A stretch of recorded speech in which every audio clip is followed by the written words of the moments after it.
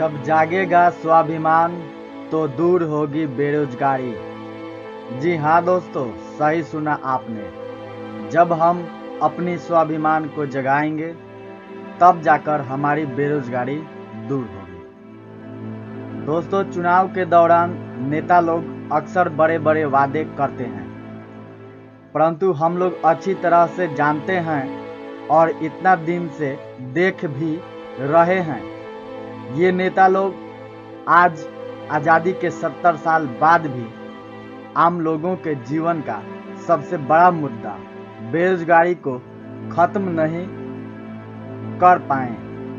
दरअसल सच्चाई ये है कि बेरोजगारी दूर करना किसी नेता या किसी सरकार के बस की बात ही नहीं है। भले ही कोई नेता या सरकार कितना भी झूठा वादा कर ले, परंतु ये कड़वी सच्चाई है। इसका मुख्य कारण इन कहावतों के अर्थ समझने से स्पष्ट हो जाता है। प्यासा कुएं के पास जाता है या कुआं प्यासे के पास आता है। यहाँ पर हम लोगों को ये समझना होगा कि कुआं स्थिर रहता है और जिस किसी को भी प्यास लगता है वो कुआं के पास जाता है और अपनी प्यास बुझाता है। ऐसा कभी होते नहीं देखा गया है या किसी वेद पुराण ग्रंथ काव्य गीता कुरान बाइबल में पढ़ने को भी नहीं मिला है, और यदि कहीं मिला भी होगा तो वह काल्पनिक होगा। ठीक उस कुआं के समान ही हम लोगों की सबसे बड़ी समस्या बेरोजगारी है, क्योंकि बीते 70 सालों में देश का विकास तो बहुत हुआ है। हम लोगों के निजी जीवन सामाजिक परिवेश का स्तर में बहुत बदलाव हुआ है। ज्ञान विज्ञान के क्षेत्र में काफ़ी तरक्की हो चुका है, परंतु बेरोजगारी जैसी गंभीर समस्या जैसे को तैसा है। बेरोजगारी 70 साल पहले भी था और आज भी है। बेरोजगारी हर दौर में हर शासन में रहा है और ये रहेगा। ऐसा बात नहीं है कि रोजगार नहीं बढ़ा है। रोजगार की संख्या में बहुत बढ़ोतरी हुआ है। नए नए सरकारी विभाग की स्थापना, उनमें विभिन्न स्तर के कर्मचारियों के पद की संख्या में बढ़ोतरी, सैन्य बल में बढ़ोतरी, सरकारी कल कारखानों की स्थापना, प्राइवेट और निजी कल कारखानों की स्थापना, लघु उद्योगों को बढ़ावा देना, रोजगार के साधन उपलब्ध कराने के साथ साथ सहायता मुहैया कराना, बहुत कुछ हुआ है और हो रहा है। फिर भी बेरोजगारी समाप्त नहीं हुआ। आज भी हम लोगों के समक्ष ये बेरोजगारी बहुत बड़ा प्रश्न बनकर खड़ा है और हम लोग अपनी प्रश्न या समस्या का हल नेताओं और सरकार से ढूंढ रहे हैं। इस परिस्थिति में पहले जो मैंने कहावत का उल्लेख किया है वो बिल्कुल सही साबित होता है, क्योंकि प्यासे हम हैं तो हमें कुआं के पास जाना होगा। अब रही बात कि कुआं कम है और प्यासे बहुत लोग हैं, जिसका मुख्य कारण बढ़ती जनसंख्या, हमारी सोच और सरकारी व प्राइवेट संस्थानों में काम करने वाले प्रशासनिक कर्मचारी हैं और नेता लोग हैं। क्योंकि जिस दर से जनसंख्या बढ़ा है उसी दर से नौकरी या रोजगार पाने का कंपटीशन भी बढ़ा है। ऐसे में नौकरी उसी को मिलेगा जो नौकरी के लिए कंपटीशन में बैठकर अपने आप को उस नौकरी के लिए सबसे अच्छा उम्मीदवार साबित करेगा। पहले की अपेक्षा आजकल कहीं ज़्यादा भर्ती हो रहा है, परंतु जनसंख्या तेजी गति से बढ़ने के कारण अधिकतर लोगों के सामने बेरोजगारी की समस्या उत्पन्न हो गई है। थोड़ी बहुत हमारी सोच में भी ये कमी है कि ज़्यादातर लोग किसी खास नौकरी का ख्वाहिश रखते हैं। जैसे कि सब लोग मास्टर ही बनना चाहते हैं, सब लोग ही दरोगा बनना चाहते हैं, सब लोग एसपी ही बनना चाहते हैं, सब लोग आईएएस अफसर ही बनना चाहते हैं, सब लोग क्लर्क ही बनना चाहते हैं। तो छोटे छोटे जो पद हैं उनको कौन करेगा, और जो सबसे बड़े पद हैं उसी को सब लोग चाहेंगे, तो छोटे पद को करने के लिए तो कोई चाहिए। तो इस तरह से हमें अपने सोच को भी बदलना होगा। हमें अपने आप को अवलोकन करना होगा कि हम किस नौकरी के लायक हैं और जिस नौकरी के लिए हम सोच रहे हैं क्या हम उस नौकरी के पाने के बाद उस नौकरी को अच्छी तरह से भली भांति कर पाएंगे? इसका पहले हमें अपने आप से अवलोकन करना होगा। जबकि उस नौकरी की सीट कम होती है और तो और अपनी योग्यता और पढ़ाई की गुणवत्ता में कमी होने के बावजूद भी हम लोग अच्छी नौकरी पाने की इच्छा रखते हैं, और ये बहुत बड़ा कमी है। अच्छी नौकरी पाने की इच्छा रखना कोई गलत बात नहीं है, लेकिन नौकरी की ख्वाहिश रखने से पहले थोड़ा अपनी योग्यता, पढ़ाई की गुणवत्ता की ओर भी ध्यान रखना चाहिए।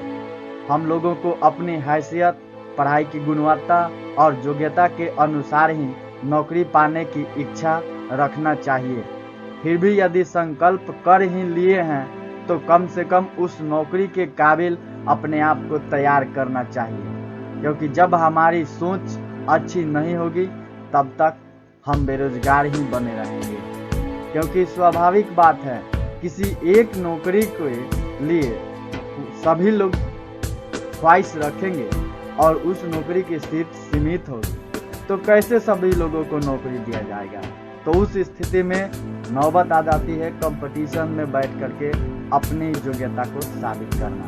तो जो लोग अपनी योग्यता को साबित करते हैं उनको तो नौकरी लग जाता है, लेकिन जो अपनी योग्यता साबित नहीं कर पाते हैं, कंपटीशन में असफल हो जाते हैं, उनको बेरोजगार ही बन करके जीवन काटना पड़ता है। इस बात से इनकार नहीं किया जा सकता है कि अच्छी डिग्री से पढ़ाई करने और योग्यता होने के बावजूद भी बहुत लोग बेरोजगार हैं। इसमें कहीं न कहीं सरकार और उसकी एजेंसियों, विभागीय पदाधिकारियों की कमी या दोहरी मानसिकता भी है। सरकार के जिस किसी विभाग की भर्ती लेने के लिए रिक्तियां निकाली जाती है, उसका फॉर्म तो उम्मीदवार भर देते हैं, परंतु उसकी ना परीक्षा कदाचार मुक्त होती है और ना ही परीक्षा समय से लिया जाता है। मेरिट लिस्ट भी ठीक से तैयार नहीं किया जाता है। यदि मेरिट लिस्ट में चयनित भी हो गए तो घूस के रूप में बड़ी रकम वसूली जाती है, जिस कारण अच्छे उम्मीदवार होते हुए भी घूस न देने की वजह से नौकरी नहीं लग पाती है और हम लोग बेरोजगार रह जाते हैं। जो लोग घूस देकर नौकरी ले लेते हैं वो भी उन्हीं आला अधिकारियों के जैसा बन जाते हैं, अर्थात वो भी अपने दिए हुए घूस की रकम वसूल करने में जुट जाते हैं। इस तरह सरकारी तंत्र कभी सुधरेगा ही नहीं, और किसी भी सरकार की ये सबसे बड़ी असफलता है कि वह सरकारी तंत्र का बागडोर अपने हाथ में रखते हुए भी सुधार नहीं पाती है। हम लोगों में ये कमी होती है कि हम लोग आवाज़ नहीं उठाते हैं, और यदि आवाज़ उठाते भी हैं तो हमारी आवाज़ को दबा दी जाती है। यदि हम लोग इस सिस्टम को सुधारना चाहते हैं तो हमारे पास सबसे बड़ा हथियार वोट है। हम लोगों को ऐसे उम्मीदवार को वोट देकर जिताना होगा जो हमारी आवाज़ को सुने। इसलिए आप लोगों से मैं अनुरोध करता हूं कि आप लोग हमेशा ऐसे उम्मीदवार को जिताएं जो आपके क्षेत्र का विकास किया हो, आपका और आपके अधिकार का सुरक्षा कर सके। जिस किसी नेता को वोट दें उसकी साफ सुथरी छवि होनी चाहिए। गुंडा बदमाश से उसका दूर दूर तक का वास्ता नहीं होना चाहिए। आपका नेता नेक दिल इंसान होना चाहिए। आपका नेता पढ़ा लिखा शिक्षित होना चाहिए। किसी भी नेता, सरकार या मंत्री से सिर्फ सुशासन की उम्मीद रखना चाहिए।